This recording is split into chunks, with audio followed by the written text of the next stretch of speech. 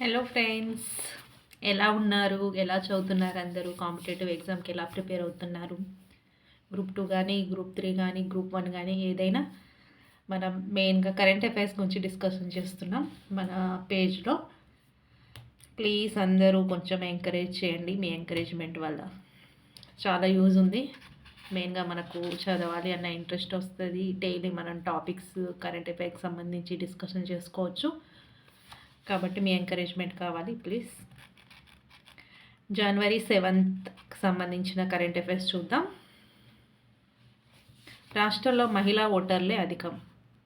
ఓటర్ల జాబితా విడుదల చేసిన ఎన్నికల సంఘం మహిళా ఓటర్లు అధికంగా ఉన్నారు. పురుషుల కంటే 2,26,246 మంది అధికం. 2 లక్షల మంది ఎక్కువ ఉన్నారు అన్నట్టు పురుషుల కన్నా మహిళలు. అంటే మహిళలే రాష్ట్రంలో ఎటువంటి ప్రభుత్వం, ఏ ప్రభుత్వం కావాలని నిర్ణయించేది మెయిన్గా మహిళా ఓటర్లే అన్నట్టుగా మనకు తెలుస్తుంది. అదేవిధంగా ఓటర్లు మనకు హైదరాబాద్లో ఎక్కువ ఉన్నారు, ములుగు జిల్లాలో తక్కువ ఉన్నారు. ఇది ఓటర్లకు సంబంధించి. ఆకులు తొడిగిన రోదసి సేద్యం, దీని గురించి మనం ఇంతకుముందే డిస్కషన్ చేసుకున్నాం. ఇస్రో రోదసిలోకి అలసంద గింజలు పంపిందని, అలసంద గింజలు మొలకెత్తాయని మనం ప్రీవియస్గా డిస్కస్ చేసాం. దానికి సంబంధించి ఇప్పుడు మొలకెత్తిన అలసంద గింజల నుంచి ఆకులు అనేవి వచ్చాయి. దానికి సంబంధించి న్యూస్. ఆకులు తొడిగిన రోదసి సేద్యం అనే హెడ్డింగ్తో ఇచ్చారు. దానికి సంబంధించి ఏమి ఇచ్చారు చూద్దాం. ఇస్రో రోదసిలోకి పంపిన అలసంద విత్తనాలు నుంచి తొలిసారిగా లేలేత ఆకులు పుట్టుకొచ్చాయి. రోదసిలోకి పంపిన ఈ అలసంద విత్తనాల నుంచి లేలేత ఆకులు అనేవి పుట్టుకొచ్చాయి. అంతరిక్షంలో ఆహారాన్ని పండించే విధానాలపై పరిశోధనల కోసం compact research module for orbital plant studies, crop అంటారు, అనే ఈ ప్రయోగాన్ని ఇస్రో చేపట్టింది. దీని గురించి మనం ఇంతకుముందు కరెంట్ అఫైర్స్లో డిస్కస్ చేసాము. క్రాప్ గురించి మీరు ఓల్డ్ వీడియో చూస్తే మీకు తెలుస్తుంది. అదేవిధంగా గత నెల 30న ప్రయోగించిన పిఎస్ఎల్వి C60 రాకెట్లోని 4వ దశ పోయంలో 4వ దశలో అమర్చిన సంగతి తెలిసింది. ఈ అలసంద విత్తనాలను మనం ఏ రాకెట్ ద్వారా పిఎస్ఎల్వి C60 అనే రాకెట్ ద్వారా రోదసిలోనికి పంపారు. నియంత్రిత వాతావరణంలో దీన్ని పరీక్షిస్తున్నారు. దీనికి సంబంధించిన ఇన్ఫర్మేషన్ చెప్పాను కదా లాస్ట్ ప్రీవియస్ వీడియోలో ఉంటుంది, మీరు చూడండి. నెక్స్ట్, ఖలిస్తాన్ వేర్పాటువాదులకు మద్దతు పలుకుతూ ఇటీవల కాలంలో భారత్పై తీవ్ర విమర్శలు గుప్పించిన జస్టిన్ ట్రూడో, ఇతను కెనడా యొక్క ప్రధానమంత్రి. ఈ జస్టిన్ ట్రూడో తన పదవికి రాజీనామా చేస్తున్నట్టు ప్రకటించాడు. ఇతడు లిబరల్ పార్టీకి చెందినతను. వాడు అసలు ఏం జరిగిందంటే, ఖలిస్తానీ వేర్పాటువాది హర్దీప్ సింగ్ నిజ్జర్ హత్య కేసులో భారత ఏజెంట్ల పాత్ర ఉందని, ఎలాంటి సాక్ష్యాలు లేకుండానే ఈయన ఆరోపించాడు. దీంతో ఇండియాకు కెనడాకు మధ్య సంబంధాలు దెబ్బతిన్నాయి. అదే కాకుండా కొన్ని విషయాల్లో ప్రజలు ఇతన్ని వ్యతిరేకిస్తున్నారు. ప్రజల్లో ఇతనికి తీవ్ర వ్యతిరేకత ఏర్పడింది. వీటన్నిటికీ మరియు ఇతని సొంత పార్టీకి చెందిన ఎమ్మెల్యేలు కూడా ఈయనకు మద్దతుగా లేక రాజీనామా చేయమని ఒత్తిడి వస్తున్న నేపథ్యంలో కెనడా ప్రధానమంత్రి జస్టిన్ ట్రూడో తన పదవికి రాజీనామా చేయడం జరిగింది. అదేవిధంగా భారత్కి కెనడాకు సంబంధాలు దెబ్బతినడానికి మెయిన్ కారణం ఏంటంటే, ఖలిస్తాన్ వేర్పాటువాదులకు ఇతను మద్దతుగా నిలిచాడు. మన భారత్ను వ్యతిరేకిస్తూ మన మీద నిందలు వేశారు. అతను చనిపోవడానికి అతని పేరేంది, హర్దీప్ సింగ్ నిజ్జర్. ఖలిస్తాన్ వేర్పాటువాది హత్య కేసులో భారత్ హస్తం ఉందని ఇతను నిందలు వేయడం, ఇదొక నెగిటివ్ పాయింట్. దానివల్ల భారత్ కెనడా సంబంధాలు కూడా దెబ్బతిన్నాయి. ఇది ఇతనికి సంబంధించింది. నెక్స్ట్, తమిళనాడులో సింధు నాగరికత నాటి ఆనవాళ్ళు అనేవి బయటపడ్డాయి. దీనికి సంబంధించి చాలానే ఉంది మ్యాటర్. సింధు నాగరికత గురించి మనకు హిస్టరీలో వస్తుంది కదా. ఆ సింధు నాగరికతకు సంబంధించి ఇప్పుడు న్యూస్లో ఉంది కాబట్టి మన సింధు నాగరికత గురించి కూడా బాగా చదువుకోవాల్సి ఉంటుంది.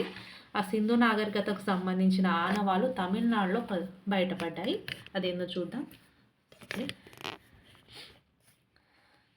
తమిళనాడులోని 140 ప్రాంతాల్లో కొంతకాలంగా జరిపిన తవ్వకాల్లో పెద్ద ఎత్తున పురాతన గ్రాఫిటీ గుర్తులు కనిపించాయి. పురాతన గ్రాఫిటీ గుర్తులు వాటిలో 90% సింధు లోయ నాగరికత కాలం నాటివని పురావస్తు శాఖ నిర్ధారించింది. 90%. అంటే వాళ్ళు కనుగొన్న త్రవ్వకాలు బయటపడ్డ వాటిలో 90% కూడా సింధు నాగరికతకు సంబంధించినవి అని తెలుస్తుంది. బాణం, త్రికోణం, పూలు, చేప తదితర ఆకృతుల్లో ఉన్న 15,184 గుర్తుల్ని పరిశోధకులు పరిశీలించారు. మొత్తం 15,000 గుర్తులు, దాదాపు 15,184 గుర్తులు. అవేంటంటే బాణం, త్రికోణం, పూలు, చేప ఆకారంలో ఉన్నాయి. శివగంగై జిల్లాలో కీలడితో పాటు తామిరబరణి నదీ తీరాన ఉన్న శివగాలై, ఆదిచనల్లూరు ప్రాంతంలో ఈ ఆనవాళ్ళు ఎక్కువగా లభ్యమయ్యాయి. శివగంగై జిల్లా మరియు ఆదిచనల్లూరు ప్రాంతాల్లో ఈ ఆనవాళ్ళు అనేవి ఎక్కువగా లభ్యమయ్యాయి. ఇవన్నీ 2,600 నుంచి 3,200 సంవత్సరం కిందటివిగా గుర్తించారు. దాదాపు 2,000 సంవత్సరాల క్రితంవి. దక్షిణాదిలో లోహయుగానికి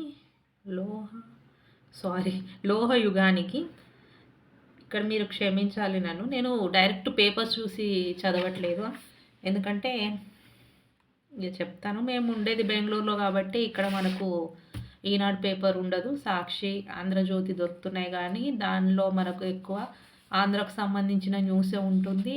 మరియు ఈ స్టడీకి సంబంధించి ఇంటర్నేషనల్ ఇష్యూస్ ఏమంతగా నాకు కనిపించలేదు, కాబట్టి ఆంధ్ర, సాక్షి న్యూస్ పేపరు అవి తప్ప ఏమి దొరకవు, వాటిని తీసుకోవడం మానేశాను. ఈనాడు పేపర్లో మనకు కావాల్సిన ఇన్ఫర్మేషన్ ఉంటుంది, మరియు ప్రతిభ పేపర్ ఇస్తారు, కాబట్టి మనం ఆ న్యూస్ ఫాలో అవ్వచ్చు.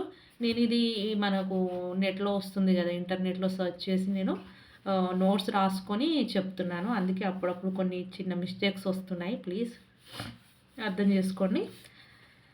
దక్షిణాదిలో లోహయుగానికి సింధు నాగరికత రాగి యుగానికి మధ్య దగ్గరి సంబంధాలు ఉన్నట్లు తమ పరిశోధనలో తేలింది.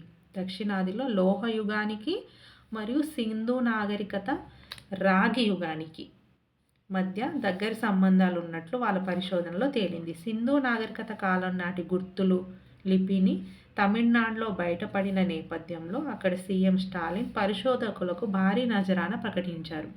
ఈ సింధు నాగరికత గుర్తులు తమిళనాడులో బయలుపడ్డాయి కదా, దానికి అక్కడి సీఎం అనేవాడు స్టాలిన్ భారీ నజరాన ప్రకటించాడు.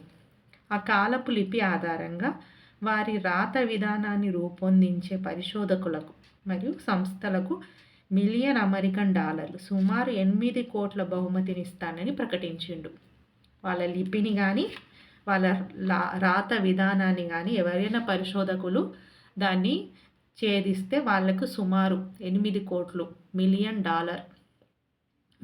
అమెరికన్ డాలర్లు ఇస్తానని ప్రకటించాడు. సింధు మైదాన సంస్కృతి ఆవిష్కరణ శతాబ్ది ముగింపు నేపథ్యంలో ఇటీవల చెన్నైలో జరిగిన అంతర్జాతీయ ఉత్సవాల సందర్భంగా స్టాలిన్ ఈ ప్రకటన చేశాడు. ఎక్కడ చేశాడంటే సింధు మైదాన సంస్కృతి ఆవిష్కరణ శతాబ్ది ముగింపు నేపథ్యంలో చెన్నైలో జరిగింది. ఈ అంతర్జాతీయ ఉత్సవాల నేపథ్యంలో స్టాలిన్ అనేది ఈ ప్రకటన చేయడం జరిగింది. నెక్స్ట్, బాలిస్టిక్ క్షిపణి ప్రయోగించిన ఉత్తర కొరియా బాలిస్టిక్ క్షిపణి ప్రయోగించింది.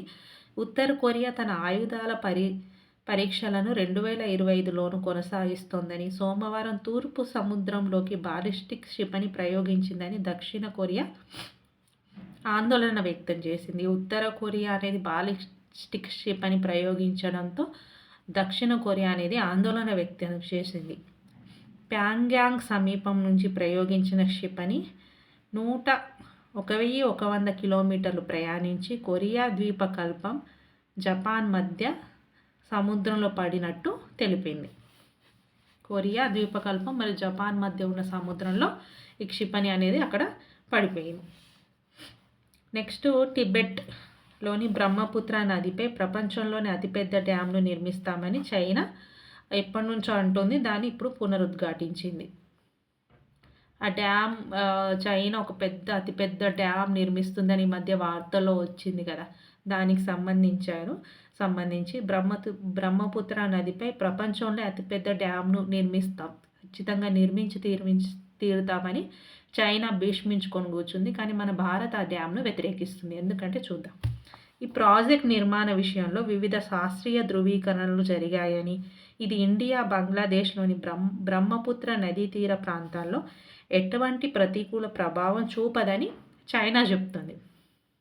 భారత్, బంగ్లాదేశ్‌లోని బ్రహ్మపుత్ర నదీ తీర ప్రాంతాల్లో ఎటువంటి ప్రతికూల ప్రభావం చూపదు. దీని మీద అన్ని శాస్త్రీయ నిర్ధారణ జరిగాయని చైనా తెలుపుతుంది. కానీ ఈ డ్యామ్ అనేది భారత సరిహద్దులోని హిమాలయ సున్నిత ప్రాంతాల్లో ఉంది.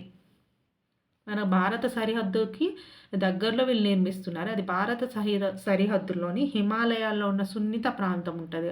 ఆ సున్నిత ప్రాంతంలో ఉంది. అక్కడ తరచూ భూకంపాలు వస్తాయి. ఒకవేళ భూకంపం సంభవించిందనుకో డ్యామ్‌కు ప్రమాదం జరిగి డ్యామ్‌లో ఎంత మొత్తంలో నీరు నిలువ ఉంటదో అందరికీ తెలుసు. ఆ నీరంతా ఒకేసారి బయటికి వస్తే అటు బంగ్లాదేశ్‌కి, ఇటు ఇండియాకి, దాని చుట్టుపక్కల ఉన్న గ్రామాలకి పెద్ద ఎత్తున ప్రమాదం కాబట్టి ఇండియా ఈ డ్యామ్‌ను వ్యతిరేకిస్తుంది. కానీ చైనా మాత్రం ఖరాఖండిగా చెప్తుంది ఎలాంటి ప్రమాదం జరగదు. మేము ఈ డ్యామ్‌ను నిర్మించే తీరుతామని. చూద్దాం ఫ్యూచర్‌లో ఏమవుతదో. ఇది ఈ రోజుకి సంబంధించిన కరెంట్ అఫైర్స్. నేను నాకు మన సబ్జెక్ట్‌కి, మన ఎగ్జామ్‌కి ఏమేమి ఇంపార్టెంట్ అనిపించాయో అంతవరకు నేను చదువుకుంటున్నాను. వాటిని మాత్రమే కవర్ చేసుకొని రాసుకుంటున్నాను. అంటే రాజకీయాలకు సంబంధించిన న్యూస్ కూడా ఉంటుంది. ఆ న్యూస్ నేను చూస్తాను. 1కి 2 సార్లు చూడడం, గుర్తుపెట్టుకోవడం ఉంటుంది. కానీ ప్రతి పాయింట్ అనేది నేను రాసుకోను. నాకు ఇంపార్టెంట్ అనిపించినవి రాసుకొని అవి మాత్రమే నేను మీకు చెప్తున్నాను. ఓకే. అందుకే న్యూస్‌లో ఇంతే వచ్చిందా అని కాకుండా న్యూస్‌లో చాలా ఉంటది. అందులో మనకు ఎంతవరకు అవసరమో తెలుసుకొని చదువుకోవాలన్నట్టు. అంటే ఒక్కొక్కరికి ఇది అవసరం అనిపియొచ్చు. ఇంకొకరికి వేరే అనిపియొచ్చు. అది నా వరకు ఇంత అవసరం అనిపించింది నేను చదువుకున్నాను. ఎందుకంటే ఇవి సబ్జెక్ట్ పరంగా కూడా మనకు రిలేటెడ్ ఉంటాయి కాబట్టి అట్లా కోరిలేట్ చేసుకుంటూ చదువుకుంటానన్నట్టు నేను. అంతే. అందుకే అన్ని పాయింట్స్ కవర్ చేయాలంటే వేరే విషయాలు కూడా ఉంటాయి. రాజకీయాలకు సంబంధించిన విషయాలు ఉంటాయి. రాజకీయాలకు సంబంధించిన విషయాలు డైలీ జరిగే విషయాలు. ఇప్పుడు కేంద్రంలో కొన్ని విషయాలు జరుగుతాయి. రాష్ట్రంలో కొన్ని విషయాలు జరుగుతాయి. అందులో ఇంపార్టెంట్ ఏమైనా కేంద్రం ఏదైనా పథకాలు తీసుకొచ్చిందనుకో, ఏదైనా కొత్త ప్రాజెక్టులు తీసుకొచ్చిందనుకో, ఏదైనా నిధిని విడుదల చేసిందనుకో, అలాంటి వాటిని మనం గుర్తుపెట్టుకోవాలి. అంతేగాని కేంద్రంలో ఈ గొడవలు జరిగాయి, ఆ గొడవలు జరిగాయి అంటే మనం న్యూస్ ఫాలో అవ్వాలి.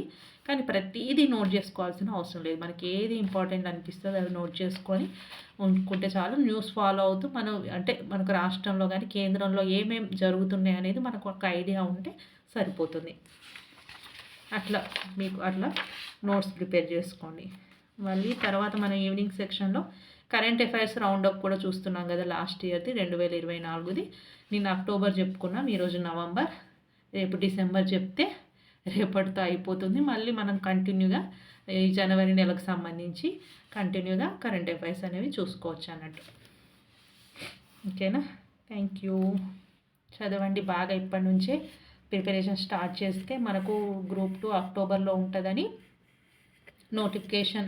నోటిఫికేషన్ ఏమి ఇవ్వలేదు కానీ ఒక డేట్ జాబ్ క్యాలెండర్ ఇచ్చారు కదా, అందులో అక్టోబర్ అని ఉంది. కాబట్టి మనకు 10 నెలల టైం ఉంది. ఇప్పటి నుంచి చదవడం స్టార్ట్ చేస్తే ఒక 6 మంత్స్‌లో మనం ఫినిష్ చేసుకుంటే మిగిలిన టైం అనేది రివిజన్‌కి ఉంటుంది. అందుకే మనం ఇటు సబ్జెక్టు చదువుకుంటూ ఇటు కరెంట్ అఫైర్ కూడా కవర్ చేసుకుంటూ ఉంటే లాస్ట్ మూమెంట్‌లో టెన్షన్ లేకుండా ఈజీగా చదువుకోవచ్చు అన్నమాట. ఓకే. All the best. బాగా చదవండి. Thank you.